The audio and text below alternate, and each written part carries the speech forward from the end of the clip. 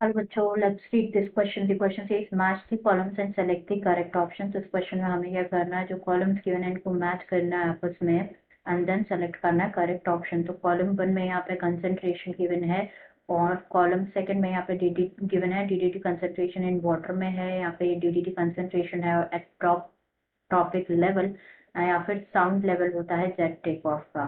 तो ऑप्शन यहाँ पे गिवन है first second third fourth. Correct sequence वाला आंसर हमें सेलेक्ट करना है. फिर तो सबसे पहले बात करेंगे यहाँ पे की कॉन्सेप्ट के बारे में. तो जो की कॉन्सेप्ट इस क्वेश्चन में यूज किया गया दैट इज बायोमैग्निफिकेशन. बायोमैग्निफिकेशन. तो बायोमैग्निफिकेशन के बारे में यहाँ पे बात करें तो क्या होता है, बेसिकली जो कुछ टॉक्सिक सब्सटेंसेस होते हैं जो कि प्रेजेंट होते हैं इंडस्ट्रियल वेस्ट वाटर में, they can undergo biological magnification, जिसे बायोमैग्निफिकेशन भी कहा जाता है, इक्वेटिव फूड चेन. एंड और हम कह सकते हैं biomagnification refers to what, it refers to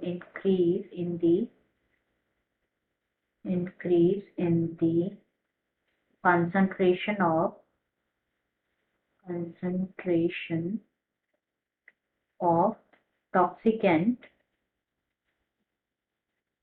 at successive trophic levels.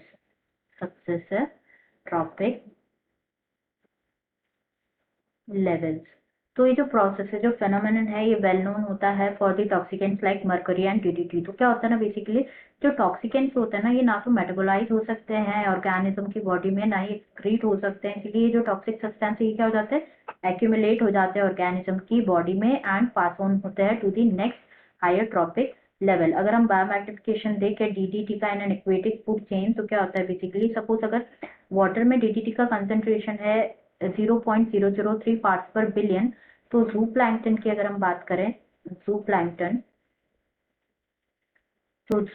में the concentration of DDT will be 0.04 parts पर मिलियन ppm. देन जू प्लैंकटन पे डिपेंड होंगे कौन, जू प्लैंकटन पे डिपेंड होंगे स्मॉल फिश ईट करेंगे जू प्लैंकटन को. तो स्मॉल फिश का में डीडीटी का कंसंट्रेशन होगा 0.5 ppm पार्ट्स पर मिलियन. देन स्मॉल फिश पे डिपेंड करेंगे कौन, large fish and large fish में जो है डीडीटी का कंसंट्रेशन कितना होगा, 2 ppm 2 पार्ट्स पर मिलियन. एंड देन जो लार्ज फिश है, लार्ज फिश पर डिपेंड करेंगे फिश ईटिंग बर्ड्स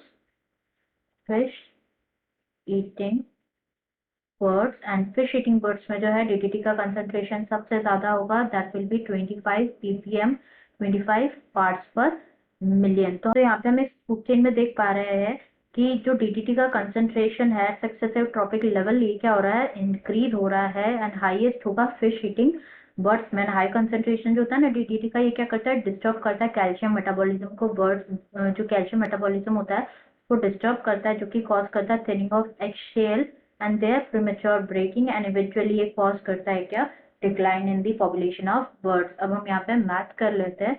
तो यहाँ पे गिवन है 0.003 ppb. तो वाटर में हमने देखा था, वाटर में जो डीडीटी का कंसेंट्रेशन था that will be 0.003 ppb. ppb stand for parts पर बिलियन. तो यहाँ पे जो ए है ये मैच हो जाएगा विथ पी. देन 25 पार्ट्स पर मिलियन ये डीडीटी कंसंट्रेशन होगा एट टॉप ट्रॉपिक लेवल, जो कि हमारे केस में, हमारे फूड चेन के केस में था फिश ईटिंग बर्ड्स.